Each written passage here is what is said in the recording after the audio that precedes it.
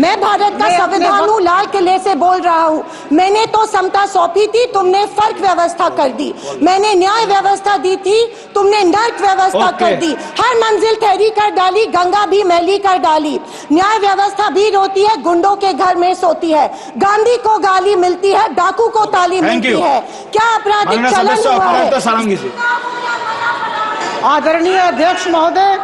परिणीति शिंदे जी हो गए। मुझे आपने इस ऐतिहासिक दिन में अपनी बात रखने का अवसर दिया, मैं आपका तहे दिल से शुक्रिया अदा करती हूँ। मैं उस राज्य से हूँ जहाँ संत ज्ञानेश्वर, संत तुकाराम और संत रोहिदास जैसे अनेक संतों ने समाज को प्रेम और सद्भावना दी।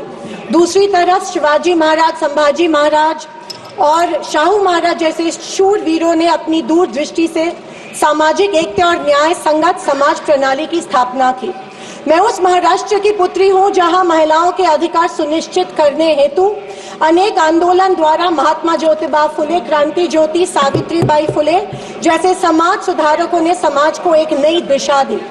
मैं उस महाराष्ट्र की बेटी हूँ जहाँ के महान सुपुत्र डॉक्टर बाबा साहेब अम्बेडकर जी ने इस देश को संविधान के रूप में एक सशक्त और न्याय संगत लोकतांत्रिक मूलाधार प्रदान किया।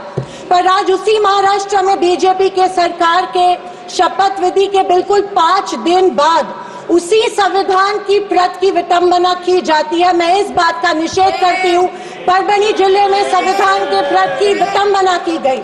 संविधान के हीरक महोत्सव के उपलक्ष्य में जब मेरे विचार रखने का मौका मुझे मिला तो मैं ये जरूर कहूंगी कि संविधान सिर्फ एक किताब या नियमों की एक संगति सूची नहीं है, बल्कि मेरी जान है संविधान, मेरी पहचान है संविधान और इस देश की आत्मा है संविधान। दूसरी तरफ आजादी के 50 साल बाद तक अपने तिरंगे को और संविधान को न मानने वाले सत्ता पक्ष के लोग इस देश की उसी आत्मा को कमजोर और खोखला करने की साजिश कर रहे हैं। इसी शुरुआत उसी दिन हो गई जिस दिन धर्मनिरपेक्षता, सेक्युलरिज्म जो संविधान का एक मूलभूत आधार स्तंभ है, उसी को लेके गाली या एक कलंक में रूपांतरित करने का प्रयत्न सत्ताधारियों द्वारा होने लगा है। सेक्युलरिज्म को आज भी इस भारत देश की पहचान है, उसे सत्ताधारी पक्ष एक कमजोरी कर रहे हैं या एक बीमारी साबित करने की होड़ में लग गए हैं। संविधान की किसी भी चर्चा या बहस को ये लोग सिर्फ इमरजेंसी पर ले जाते हैं, पर ये भूल जाते हैं कि स्वर्गीय इंदिरा गांधी जी, हमारी पहली महिला पंतप्रधान इंदिरा गांधी जी ने उस वक्त के हालातों के मद्देनजर वो संवैधानिक कदम उठाए थे और उस दौरान हुए गलतियों की माफी भी देश के जनता से मांगी थी। और इतना ही नहीं, उनके विरोधियों ने गठित की गई कमेटी ने उन पर लगे सारे इल्जामों से उन्हें बारी कर दिया था। मैं आज इस सदन में पूछना चाहती हूँ मोदी सरकार से, सॉरी 400 पार का नारा फेल होने के बाद एनडीए सरकार से पूछना चाहती हूँ, आप मणिपुर पर देश की जनता से माफी कब मांगोगे? आप किसान आंदोलन में शहीद हुए 700 से अधिक किसानों के परिवारों की माफी कब मांगोगे? नोटबंदी के चलते हजारों लोगों के परिवार और छोटे कारोबार बंद हुए, उसके लिए माफी कब मांगोगे? हाथरस के लिए, उन्नाव के लिए आप माफी कब मांगोगे? आए दिन महिलाओं पर हो रहे अत्याचारों के लिए माफी कब मांगोगे? जो बदलापुर में मासूम बच्चों के ऊपर मोलेस्टेशन हुआ, उसके लिए आप कब माफी मांगोगे? जेल में बैठकर अपराधी मर्डर प्लॉट्स गुजरात में सरकार उनको संरक्षण दे रही है, उसके लिए आप कब माफी मांगोगे? खैर, ये इनकी हिस्ट्री रही है या इनके डीएनए में है कि माफी सिर्फ खुद को बचाने के लिए अथॉरिटी में बैठे लोगों से मांगते हैं, आम जनता से ये माफी नहीं मांगते हैं। सत्ताधारी पक्ष के संविधान पर दिए गए भाषण सुनकर हंसी आ रही थी और अचरज भी हो रहा था, क्योंकि जो लोग इस देश में संविधान स्थापित होने के बाद हर पल संविधान को कोसते रहते हैं और हमेशा इस संविधान के विरोधी रहे हैं, उन्हीं को आज संविधान के गुणगान करते देख मन में प्रसन्नता हो रही है और संविधान के प्रति मेरी निष्ठा द्विगुणित हो रही है, क्योंकि ये एहसास हो रहा था कितने ही झूठ के पहाड़ बना लो, सच के आगे आखिर झुकना ही पड़ता है।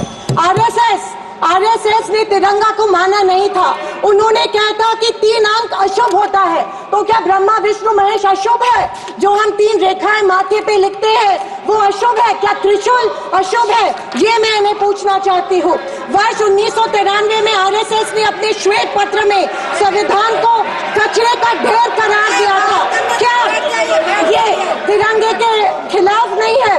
तत्कालीन आरएसएस प्रमुख ने उस टाइम संविधान को बदलने की मांग की थी। धन्यवाद। आरएसएस महिलाओं को हमेशा पुरुषों से कमजोर समझती है। आरएसएस हमेशा महिलाओं को पुरुषों से कमजोर समझती है। ये अफसोस होता है कि प्रधानमंत्री जी उनके ट्विटर हैंडल फॉलो करते हैं जो महिलाओं को गंदी गंदी गालियां देते हैं। इस बात का अफसोस होता है कि प्रधानमंत्री हमारे देश के प्रधानमंत्री ये करते हैं। जनवरी 26, 2001 में इन्होंने तिरंगा माना और इतने सालों बाद तिरंगे को नागपुर में होस्ट किया। अध्यक्ष महोदय, मैं 2024 के लोकसभा इलेक्शन के बाद इन्हें एहसास हुआ कि संविधान को ज्यादा छेड़ेंगे तो सत्ता हाथ से निकल सकती है, इसीलिए अचानक संविधान के प्रति इनको प्यार उमड़ने लगा। अध्यक्ष महोदय, विशेष रूप से राजनाथ सिंह जी ने, मैं उनका सम्मान करती हूँ, बयान में जाने अनजाने आजादी के बाद से लेकर 2014 तक सारी कांग्रेस सरकारों को ऐसे सर्टिफिकेट दे दिया जिसे कोई झुठला नहीं सकता। उनके मुताबिक संविधान की बदौलत एक गरीब का बच्चा प्रधानमंत्री बना, लेकिन उसकी नींव सर 2 मिनट सर प्लीज। मैं आखिर में यही कहना चाहती हूँ, मैं भारत का, मैं कुछ पंक्तियां कहना चाहती हूँ। मैं भारत का संविधान हूँ, लाल किले से। अध्यक्ष महोदय, हिंदी की एक प्रसिद्ध कविता की कुछ पंक्तियों से। एक सेकंड, मैं भारत का संविधान हूँ, लाल किले से बोल रहा हूँ। मैंने तो समता सौंपी थी, तुमने फर्क व्यवस्था कर दी। मैंने न्याय व्यवस्था दी थी, तुमने नर्क व्यवस्था कर दी। हर मंजिल ठहरी कर डाली, गंगा भी मैली कर डाली। न्याय व्यवस्था भी रोती है, गुंडों के घर में सोती है। गांधी को गाली मिलती है, डाकू को ताली मिलती है। क्या आपराधिक चलन हुआ है? आदरणीय अध्यक्ष महोदय, एबीपी माझा, उघडा डोळे बघा नीट।